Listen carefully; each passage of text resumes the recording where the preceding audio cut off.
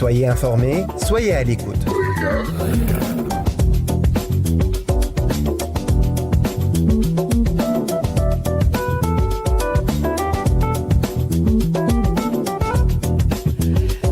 Monsieur, bonjour et bienvenue à ce nouveau numéro du magazine Récap, votre magazine de l'actualité. Ce nouveau rendez-vous est assuré aujourd'hui par Mohamed Ali Cheib en remplacement de notre collègue Zied Mahjoub. Au sommaire du récap d'aujourd'hui, un retour sur 3 grands événements majeurs qui ont marqué l'actualité cette semaine. La deuxième édition du Forum méditerranéen de l'intelligence artificielle qui se poursuit aujourd'hui à la Cité de la Culture. Un événement qui se penche sur les enjeux de l'intelligence artificielle. Il s'agit également des solutions que cette technologie révolutionnaire propose dans tous les domaines. Deuxième sujet, le monde est au chevet de la planète Terre. La conférence des Nations Unies sur le climat s'achève aujourd'hui à Belém, au Brésil. Les négociateurs de 200 pays sont mobilisés pour discuter des mesures prioritaires à prendre pour lutter contre le changement climatique. La bataille n'est pas encore gagnée et beaucoup reste à faire. Et la Tunisie est présente à cette COP 30 et elle a constitué une vraie force de proposition. Nous aurons en direct avec nous le représentant de la Tunisie à cette COP 30, Syed Tawfiq Mustafa. Et enfin, les corridors énergétiques en Afrique, clé de l'intégration régionale et de la transition écologique. Une étude réalisée par le Conseil d'affaires tuniso-africain. L'étude examine le rôle stratégique des corridors énergétiques comme levier d'intégration régionale et de transition écologique et la place de la Tunisie dans ces corridors. On le saura donc dans ce magazine. Le récap, c'est tout de suite.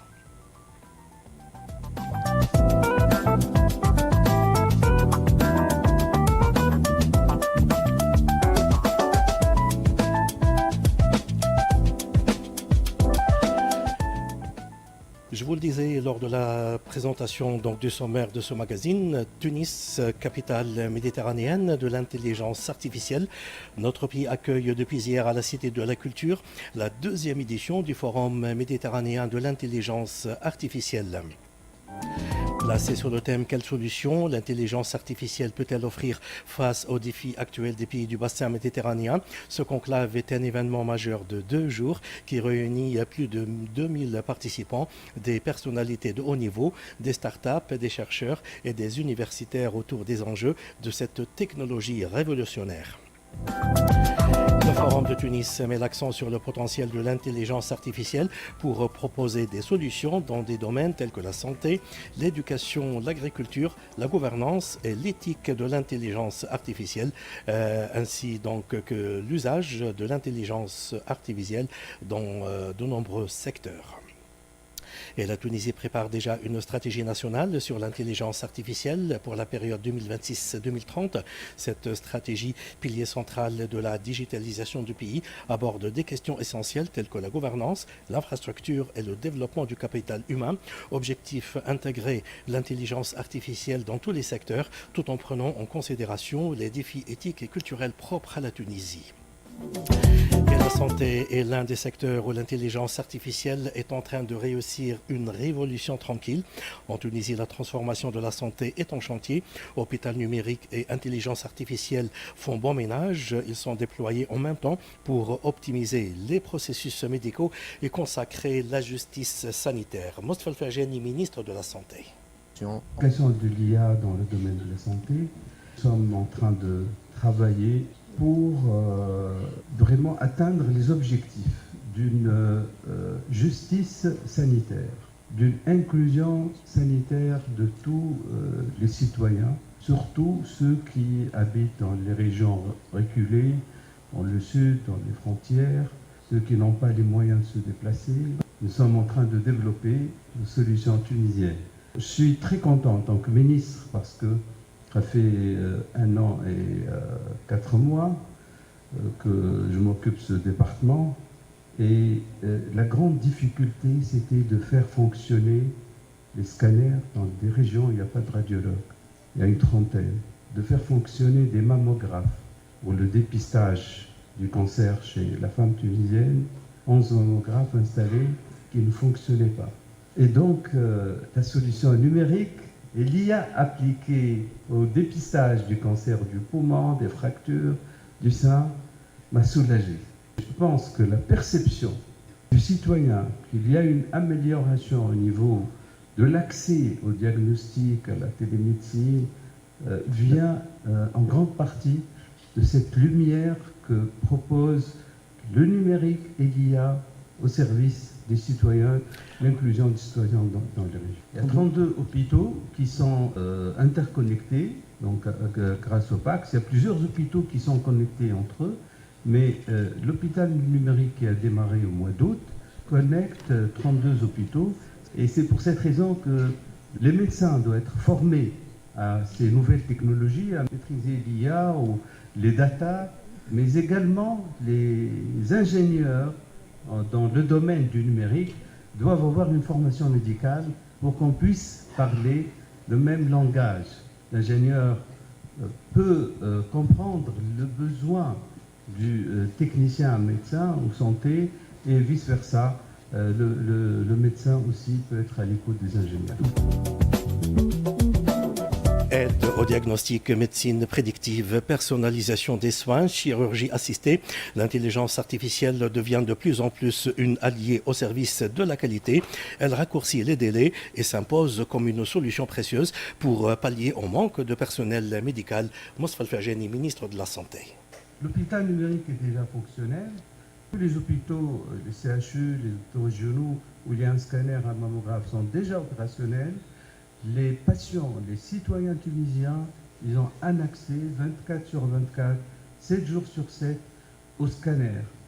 De Tabarka à Tataouine, à Gergis, à Bengardel, à Jandouba, à Gebs, à Gafsa, lorsqu'il n'y a pas de radiologue, l'IA s'impose, puisqu'elle va faire un premier triage pour classer les examens normaux par rapport aux examens pathologiques, va aider au diagnostic. Et actuellement, tous les médecins, même dans mon service, je continue à diriger le service de réanimation de l'hôpital militaire, utilisent l'IA et on est très content, les patients également, que le médecin soit assisté par l'intelligence artificielle. Je donne un exemple. L'IA dans le diagnostic des cancers du sein par la mammographie est supérieure aux radiologues. Et ça partout dans le monde, donc ce n'est plus à prouver. Et nous sommes en train de travailler sur le cancer du poumon, parce qu'en Tunisie, c'est le premier cancer de l'homme. Un usage responsable de l'intelligence artificielle s'impose comme une priorité absolue. Il s'agit entre autres de veiller à garder la confidentialité des données des patients et du système de santé national, d'où la nécessité de développer nos propres solutions IA adaptées au contexte tunisien. Moustapha Al-Ferjani. Les datas sont là, on a besoin de renforcer nos capacités en data center pour enregistrer et avoir un accès des données souverains et sécurisées aussi, et avec le dossier numérique et notre ambition avec l'identifiant unique. On va commencer par utiliser l'identifiant IVAX, car nous avons presque 9 millions de Tunisiens qui sont enregistrés.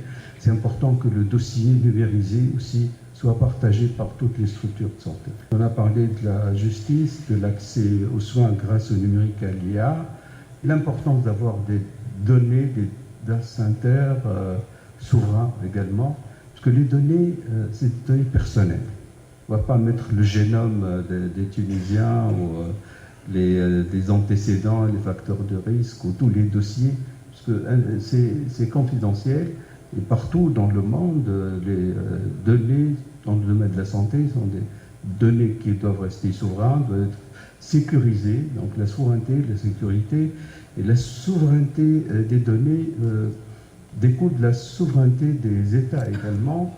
Et c'est une richesse. Avoir des données, c'est une richesse pour l'IA. Parce qu'on l'a vu sur les images, plus il y a de données, plus l'IA pourrait fonctionner.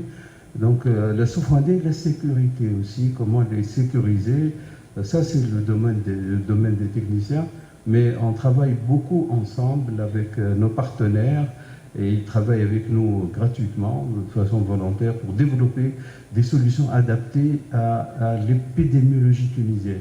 Parce qu'on ne peut pas appliquer l'IA à des pays asiatiques qui n'ont pas les mêmes caractéristiques, n'ont pas le même génome, n'ont pas les mêmes facteurs de risque, et une population tunisienne, même en Afrique.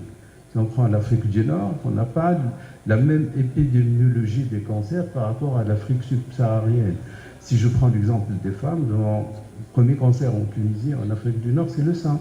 En Afrique, c'est le col de l'utérus. En Asie, le premier cancer, c'est l'œsophage. En Tunisie ou en Afrique, c'est le poumon. Donc, même si solutions s'ils existent, on risque d'avoir des billets si on les applique sans les adapter à notre épidémiologie, à notre contexte tunisien. Deuxièmement, la souveraineté.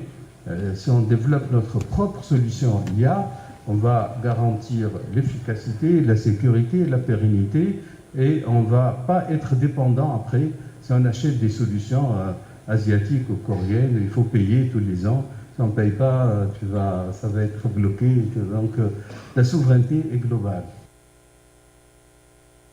L'intelligence artificielle, une vraie révolution tranquille, sans aller jusqu'à se demander si l'intelligence artificielle va un jour supplanter l'homme. Cette technologie s'apparente à un épisode de science-fiction et nous n'en sommes pas loin. Mostfa Al-Fajani. Nous sommes le premier pays qui a le numérique, l'hôpital numérique. On travaille sur l'IA. Dans quelques semaines, vous allez voir la solution tunisienne IA appliquée aux fractures, au cancer du poumon, au cancer du sein. Et un hôpital numérique, c'est des logiciels, des ordinateurs, de la formation, de l'intelligence artificielle, de la téléradiologie, de la télémédecine. Ça ne coûte pas grand-chose, très facile et très rapide à déployer. Ça coûte moins cher et ça s'installe plus vite que le béton, que deux hôpitaux en béton. Donc la solution est là. Et nous sommes déjà dans l'ère de l'hôpital numérique. La télémédecine a commencé. Nous avons des hôpitaux régionaux comme Chbika, comme Ben Guerden, comme Gergis, où on fait des téléconsultations en pédopsychiatrie, en dermatologie, en rhumatologie, en diabétologie, des spécialités qui sont rares, qui n'existent pas. On ne peut pas avoir un dermato dans des régions où il y a 5000 habitants ou 6000 habitants. Et c'est des spécialités qui se prêtent bien à la télémédecine et à l'intelligence artificielle. Parce qu'un médecin peut être assisté par l'intelligence artificielle à travers le dossier numérique. On a déjà commandé les rétinographes. On fait des photos de la rétine, parce que nous sommes des pays où la prévalence du diabète est très importante, 20%, et l'atteinte microvasculaire, les complications du diabète commencent par la rétine avant le cœur et les reins. Et il faut un contrôle systématique tous les ans, donc on n'aura plus besoin d'avoir des ophtalmos partout. Les techniciens qui font la radiographie de la rétine, c'est lu par l'IA et validé par le médecin après. Donc voyez-vous le nombre d'examens qu'on pourrait faire dans toutes les régions sans qu'il y ait besoin d'avoir de super spécialistes en ophtalmo dans leur place et bloc opératoire. Je donnerai l'exemple aussi de l'ANAPAT, puisque lorsqu'on fait une chirurgie, on doit faire des biopsies, le diagnostic doit être validé par un médecin spécialiste en anatomopathologie pour dire la nature des tumeurs bénignes, malignes, etc. Il y a des scanners qui vont photographier les lames, et ça peut être lu, des cas difficiles, partout dans le monde, quel que soit le lieu d'habitation de l'expert, ça va être partagé. La médecine a changé. Et c'est du vécu, c'est du présent.